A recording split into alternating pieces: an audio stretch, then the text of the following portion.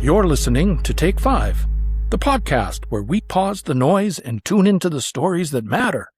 Real people, real life, right here in our community. Let's go. Becca has the blues, and they are delicious. By Evan Shumka. Blueberries are a staple. We eat them fresh, put them in smoothies, pancakes, and muffins. We throw big bags of them in the freezer so we can enjoy them year-round. And according to Becca Dault, who with her family owns Yellow Point Farms, the best blueberries are grown right here on the island. Vancouver Island is home to many blueberry farms. Steld Farm is just up the road from Becca. Not far from there are Stocking Creek Farm, Back to Nature Acres, and Silverside Farm, to name just a few. The conditions for blueberries here are ideal. On the island you have these little microclimates of warm, said Becca. It's almost like Mediterranean. Although there are rows of high bush blueberries, it's not quite time for them yet. The berries are still a pale green. Blueberry season is usually 3 weeks, but with the variety they have planted, it extends to 6. The bushes thrive in specific conditions that are different from many other berry crops. We're on these peat bogs that flood in the winter, she said. It holds in the moisture, and it's acidic. People try to mend their soils to create this soil that we already have. The farm is 100 years old, and until the previous owners, the peat bog had been used for growing potatoes. Now, 12 varieties of blueberry bush grow in a patch of land slightly elevated above a marshy area, which never fully dries up, a good spot for the pigs to bathe and cool off. There are lots of animals on the farm, all miniature.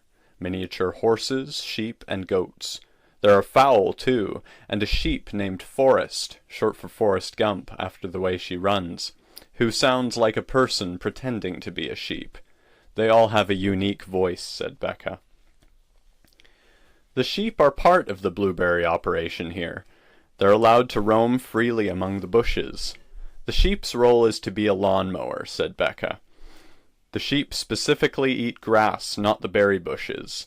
Like we can't put the goats in there because they would eat the whole bush. Letting the sheep cut the grass means they don't have to use gas lawnmowers as often. The goats, for their part, eat the blackberry bushes and weeds. The beauty of that is also we can feed them a lot less, buy a lot less hay, because they're supplementing themselves with all this pasture. So almost all summer we don't have to feed them hay or anything. Manure is also a huge part of the operation.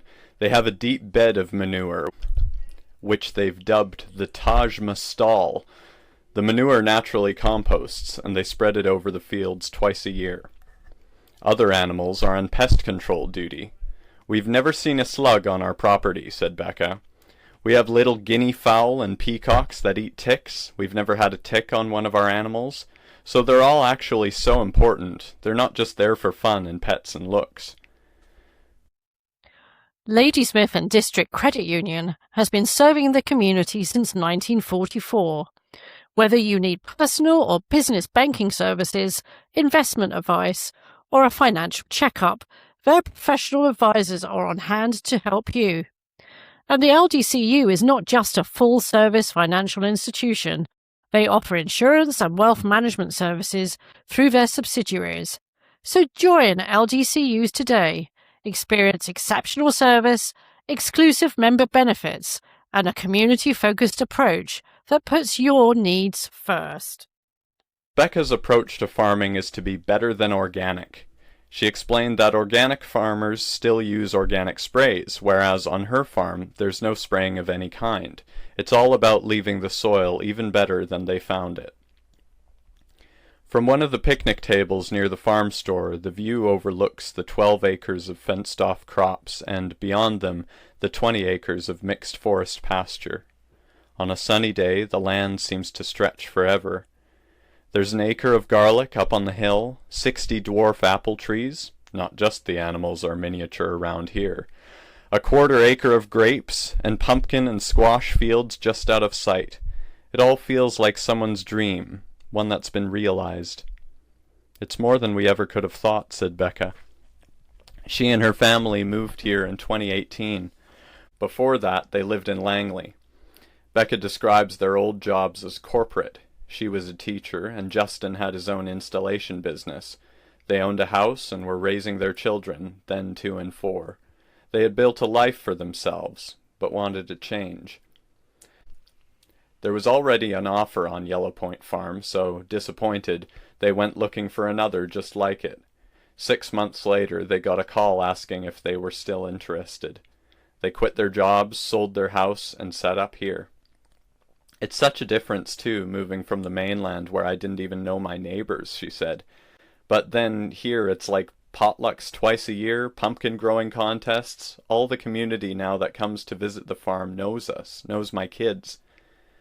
The support of the community means a lot to Becca. Rather than be a competitor, Steld Farm works with them. The neighbors have helped out, as have the previous owners of Yellow Point Farm. The old owners were amazing, said Becca. They were so kind and helpful. They wanted us to succeed, so they said, we're going to mentor you for a year.